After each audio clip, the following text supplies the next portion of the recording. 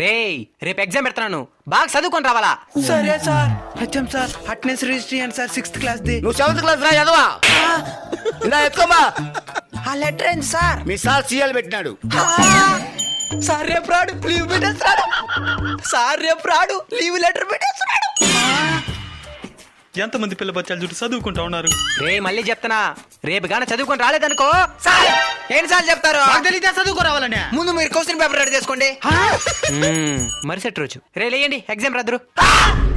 ఈ రోజు మీరు లీవ్ పెట్టేస్తుండ్రా సార్? ఓ అదే ట్రైన్ టికెట్లు దొరకలా అందుకే క్యాన్సిల్ చేసిన. సార్ ఆ విధంగా సీఎల్ పెట్టి వచ్చుడు తప్పుగా అదే.